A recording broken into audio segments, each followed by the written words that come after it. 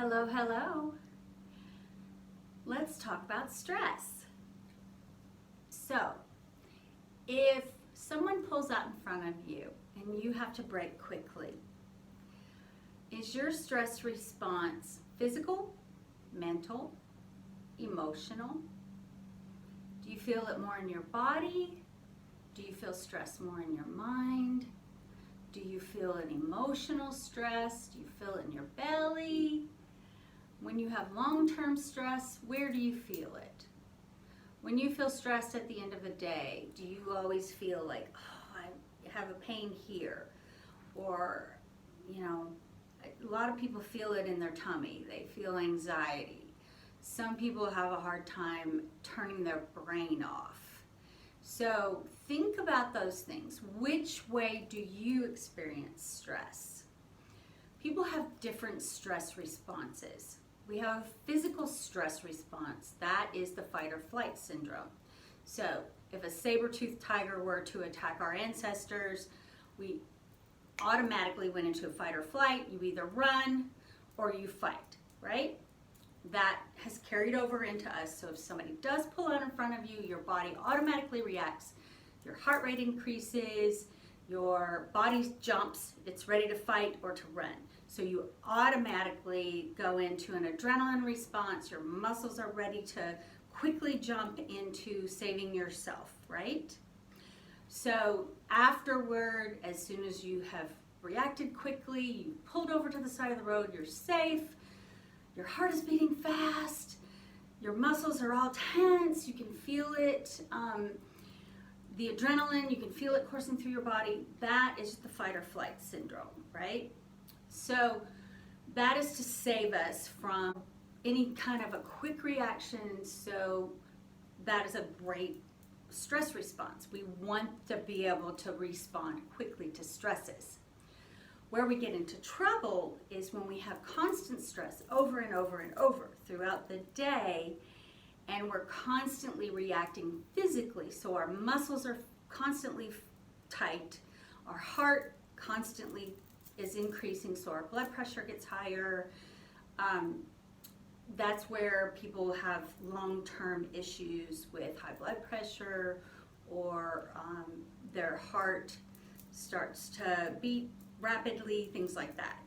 So if you are a physical responder to stress, you typically will have things like muscle tension. You tend to really react. At your desk, you'll be sitting in a tight position, right? So those are the kind of responses that you'll have. Some people will look outwardly calm when they respond to stress, but inside their mind is racing. They may have anxiety. They may have negative thoughts that keep racing and racing, and they can't turn their brain off. And oftentimes that will coincide with a lot of problems, like with ulcers, lots of belly problems, ulcerative colitis, IBS, things like that. So sometimes we have hidden stress responses that cause physical ailments in the abdominal region. So the more you know about your stress response and how you physically respond to stress, the easier it is for you to figure out what to do to help to calm yourself, right? So if you are a person who holds physical tension in your muscles, a massage therapist can definitely help with that, right? That's pretty easy. You can come get massages. You can do the stretches that I've taught. That is a pretty easy fix. We can teach you how to relax the muscles. One video that I will teach this week will help with that.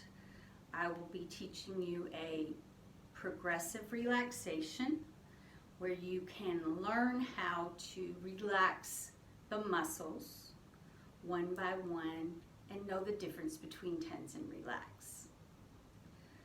If you are a person who has more a mental stress response, you, let's say something triggers you and you automatically go into more negative thinking. You can't turn your brain off. One thought leads to the next, where you go down a road of, oh no, if this happens, then that's going to happen, and then it's going to escalate into that. If that sounds familiar, then you probably need to learn how to turn the brain off, give the brain a task.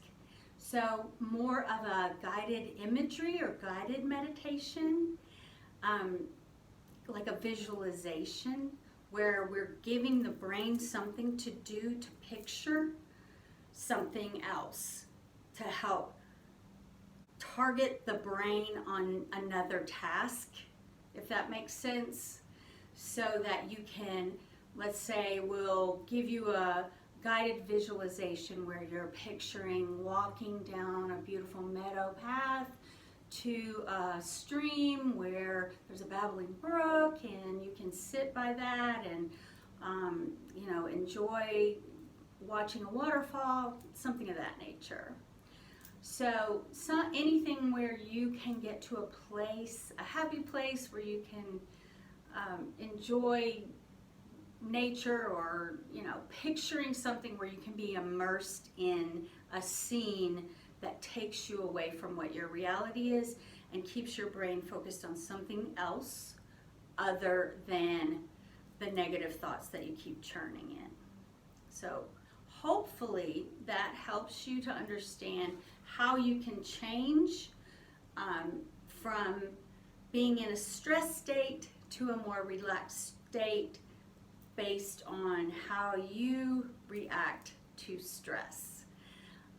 We'll continue with some more different techniques to help you with that in some future videos.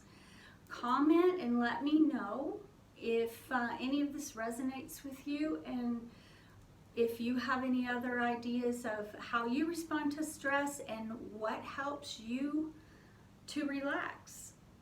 Thank you so much. Namaste.